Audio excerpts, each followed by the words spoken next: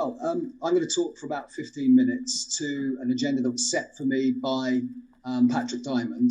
I'm not sure I've ever begun a conference presentation before with a poem, but on this occasion I would like to, simply to convey to people sitting there, and in some cases to remind people of quite what it felt like, especially to Labour supporters, I know, on the morning of the 2nd of May 1997. And this is something to which Steve has already to some extent referred.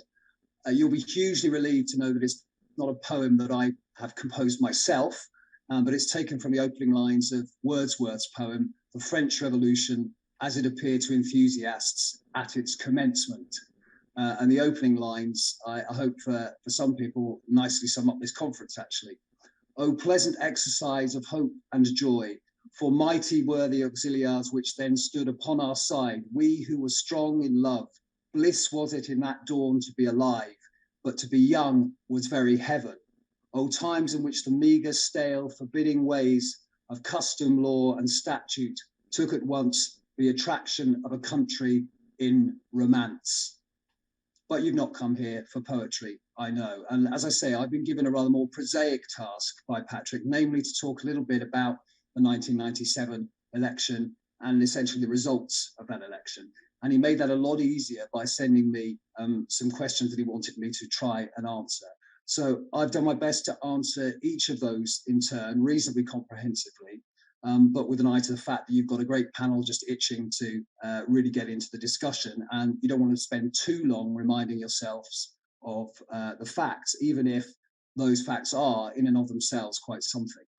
So the first question Patrick asked me to have a stab at runs as follows. Where did Labour gain most ground electorally in 1997? From which groups did it pick up most support?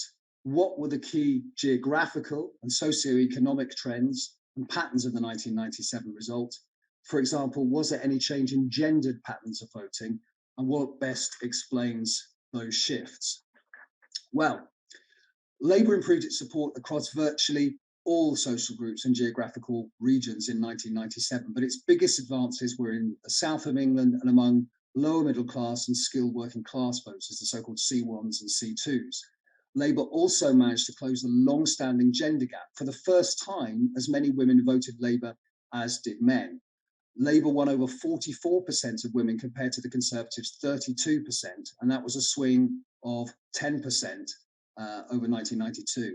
Labour did particularly well amongst first-time and young voters, and in fact it picked up much more support than it had in 1992 from all voters under 64. Indeed, the only age group which it marginally lost support in was the over 65s, a forerunner there of a problem they've still got, clearly. The Tories also lost support among retirees, but still beat Labour among that age group by 44 to 35 percentage points.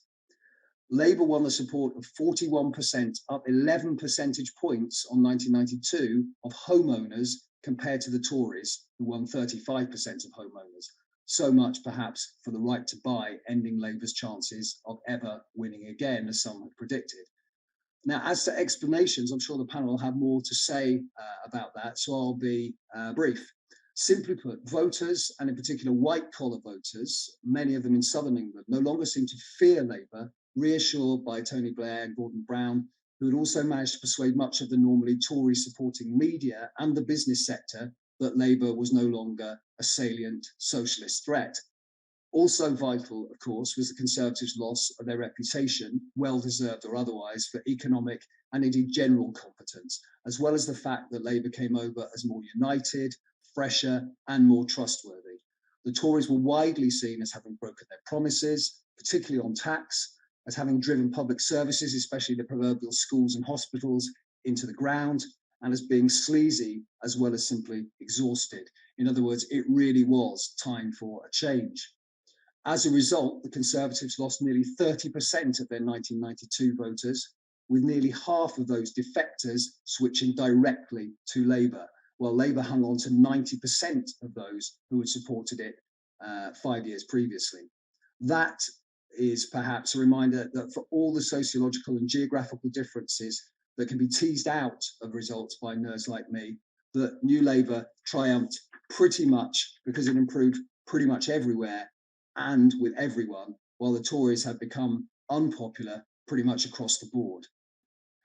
And so to Patrick's next question, was the large majority inevitable given Conservative unpopularity, or did the campaign have an impact in delivering the Labour landslide? Well, nothing's inevitable in British politics, even as John Major can attest, the tendency of the first past the post system to reward the winning party with a parliamentary majority far in excess of its vote share. But in 1997, it certainly did just that job, due to what psephologists like to call electoral bias, and as we shall see, tactical voting running in favour of Blair's party. Labour won 2 out of every 3 seats in the Commons, with the support of just 4 in 10 voters. Indeed, Tony Blair won a stonking majority for 43.2% of the vote, when Harold Wilson's 43.4% in 1964 had only netted him a slender majority of just 4 seats. In all probability, the campaign, at least the short campaign itself, didn't make that much difference, at least to Labour, especially when it came to the chalk face. While the Lib Dems did indeed do better in seats that they were targeting than in seats they were not targeting, the same actually can't be said of Labour, which did no better in target seats than in other seats where it had finished in second place in 1992. That said, the much longer campaign centred on A, constant harassment of the government, and B, signalling that Labour had really changed. And that was a campaign fought since at least 1994. And fans of John Smith would say, since he'd taken over from Neil Kinnock, surely did help.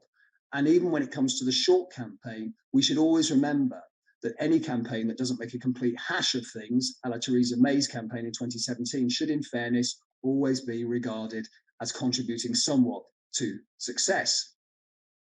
So next up, Patrick asked, how much difference did the tacit progressive alliance between Labour and the Liberal Democrats make in 1997 by encouraging tactical voting?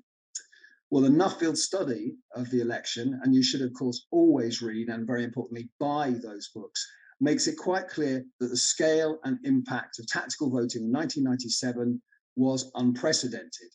Previously, if Lib Dem voters had voted tactically, their votes had tended to go to Labour and Tory candidates in equal measure. This time, they went far more often to Labour, and Labour voters, it seems, returned the favour. John Curtis and Michael Steed estimated that at least 15 and maybe 21 seats were won by Labour as a result of tactical switching, compared to just 8 at most in 1992. Meanwhile, the Lib Dems benefited by between 10 and 14 seats, they estimated, that they might otherwise not have won. Doubtless opinion polling and indeed recall as to who finished runner-up last time around combined to help many determined anti-Tory voters do whatever it was going to take to unseat the Conservative candidate in their constituency, which is perhaps a good omen for 2023-24. And that's certainly something I think people ought to bear in mind before they start over-interpreting the results of the local election as somehow an absolute disaster for the Labour Party. Then Patrick asks, to what degree was growing voter disengagement already becoming evident in 1997? How did that affect turnout? Well, only 71.4% of eligible voters turned out in 1997, just less than the previous post-war low of 71.9% in 1970, making it, at that point anyway, the lowest turnout election since the mid-30s. This was a big drop on 1992 when turnout reached 77.7%, and in fact turnout fell in all but 10 mainland British seats, according to the Nuffield study. Some Tories, particularly on the right of the party, comforted themselves after the election with the idea that they were trounced in part because it was their voters who stayed away, an idea that fueled the fantasy that throwing those voters some populist red meat on Europe and on immigration would see those voters flood back to revive the party's fortunes once Tony Blair began, as many Tories rather complacently assumed he would, to founder. Actually, it was nonsense. If anyone couldn't be bothered, it was Labour voters. The turnout in the average Labour seat was 68% compared to 74% in the typical Conservative seat, a significantly larger gap than usual. This was partly down, in all probability, to Labour supporters believing, rightly or wrongly, in most cases rightly, that the party was heading for a big win, so didn't need much help, especially, of course, in safe seats. And so to Patrick's penultimate question, did Labour lose support disproportionately in heartland seats and among working class voters, given the apparent ideological shift to the centre? Well, picking up from where we just left off, we need to be careful. The decline in turnout in safe Labour seats in 1997 was actually a continuation of what had happened in 1992. So it's too simplistic to say, as some on the left like to imagine, that Labour's loss of support among working class voters began and indeed ended with Tony Blair.